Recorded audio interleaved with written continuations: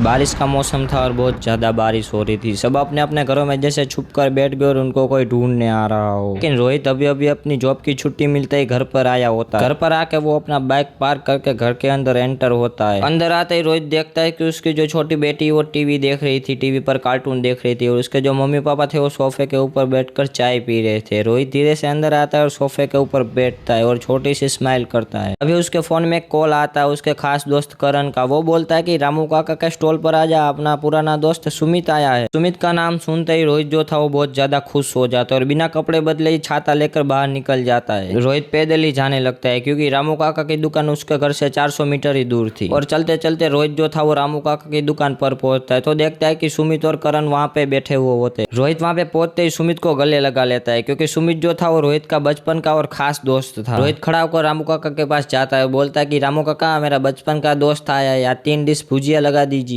और बाद में वो तीनों साथ में बैठते हैं और एक दूसरे का हाल पूछने लगते हैं। तभी रोहित सुमित को बोलता है कि तू यूएस क्यों गया, इससे अच्छा तो यहीं कॉलेज कर लेता। सुमित कुछ बोलता उससे पहले ही करण जोर से एक कॉलेज का नाम लेता है। सभी स्टॉल वाले करण को देखने लगते हैं और करण को भी पछतावा होता है। सब उसको ऐसे देख रहे थे जैसे कि उसने कोई बहुत बड़ा गुनाह कर दिया हो। ईयर 1973 इस साल के आसपास हैदराबाद में कॉलेज की स्थापना हुई थी, लेकिन कुछ साल के बाद ये कॉलेज रहस्यमय तरीके से बंद हो गई। पर जब ये कॉलेज बंद हुई तो वहाँ के जो रहने वाले थे उन्होंने एक अफवाह फैलाई कि कॉलेज के बायोलॉजी रूम में डेड बॉडी के साथ प्रैक्टिकल करवाया जाता था। और जब ये कॉलेज बंद हुई तो वहाँ पे जो डेड बॉडी थी उनको सही तरीके से हटवाया नहीं गया। But no evidence has been found and the government has not released any official information about it. Government ने इसमें कोई भी एविडेंस नहीं दिया कि इस कॉलेज के बायोलॉजी रूम में डेड बॉडी के साथ प्रैक्टिकल करवाया जाता था। मैं जिस कॉलेज की बात कर रहा हूँ उसका नाम है खैरताबाद साइंस कॉलेज, जो आज एक खंडर बन के रह चुकी है। लेकिन इस खंडर के साथ बहुत सारी कहानियां और अफवाह भी जुड़ी हुई है। तो इसी कॉलेज के साथ जुड़ी एक कहानी हम आज आपको सुनाएंगे। अगर आपको भी अपनी स्टोरी मुझे शेयर करनी है तो डिस्क्रिप्शन में मैंने एक ईमेल दिया, वहां से आप अपनी स्टोरी मुझे सबमिट कर सकते हैं। तो बिना वक्त गवाए स्टोरी स्टार्ट करते हैं।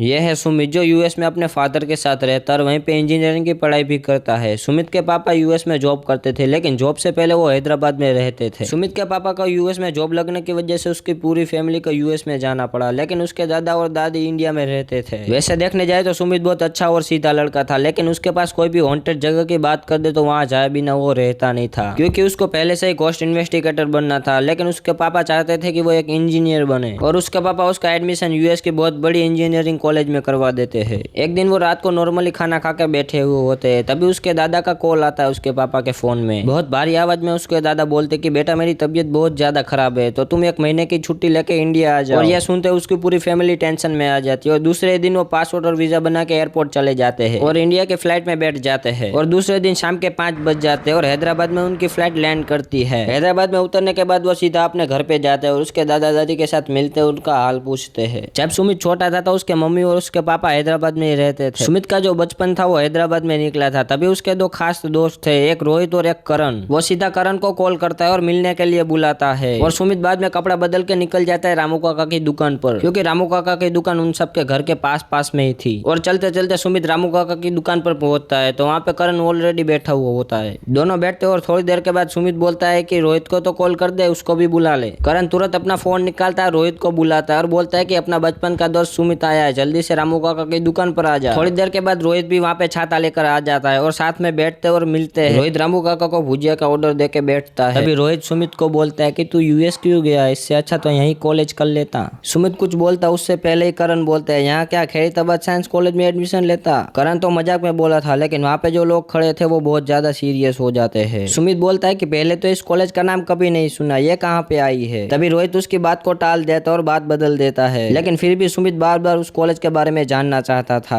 और बाद में रोहित बताता है कि यह कॉलेज हॉन्टेड है। इस कॉलेज के अंदर बच्चे और औरतों की रोने की आवाजें आती है और ये एक श्रापित है। अभी तो यह कॉलेज एक खंडर बन चुका है और वहाँ पे कोई आता जाता भी नहीं है। रोहित बोलता है चल छोड़ ये सब बात, ये भुजिया खा बहुत टाइम के बाद आया है आज। तभी थोड़ी देर के बाद रोहित के फोन में उसके पापा का कॉल आता है कि रात हो गई है, जल्दी से घर पे आ जा। रोहित बोलता है कि चलो कल मिलते हैं, क्योंकि कल संडे है ना, कल पूरा दिन घूमेंगे। तभी करण भी बोलता है कि हाँ एक काम करते हैं, कल पूरा दिन घूमेंगे, कल मिलते हैं, चलो मुझे भी जाना पड़ेगा। ऐसा बोल के तीनों अपने अपने रास्ते निकल जाते हैं। लेकिन सुमित के मन में अभी भी उस कॉलेज का नाम चल रहा था। वो चल के जा रहा था और अचानक से घूमता है और सीधा आता है रामू काका की दुकान पर वापस। दुकान पर पहुंचते ही सुमित रामू काका को पूछता है कि ये कॉलेज कहाँ पे आई है। रामू काका बोलते हैं कि तुझे क्या काम है इस कॉलेज के साथ। सुमित बोलता है कि कुछ नहीं, बस ऐसे ही जानना था इसलिए पूछ लिया। रामू काका उसको एड्रेस बता देते और वहाँ से वो सुमित निकल जाता है। जैसे कि पहले मैंने बताया, अगर कोई भी उसके पास वांटेड जगह की बात कर दे तो वहाँ जाए बिना वो रहता नहीं था। तो सुमित निकल जाता है उसी खैरिताबाद साइंस कॉलेज के पास। सुमित जब उस रास्ते से जा रहा था तो वो पूरा रास्ता सुनसान था और बारिश का मौसम था और पूरी रात हो चुकी थी। जब वो कॉलेज के पास पहुंचता है तो देखता है कि वो कॉलेज पूरी तरह से खंडर बन चुकी है। धीरे धीरे बारिश आ रही थी और सुमित उस कॉलेज के अंदर एंटर करता है। सुमित पहले तो उस कॉलेज को पूरी तरह से एक्सप्लोर करता है और देखता है। सुमित कॉलेज के सेंटर में आके बोलता है कि क्या यहाँ पे मेरे अलावा भी कोई है।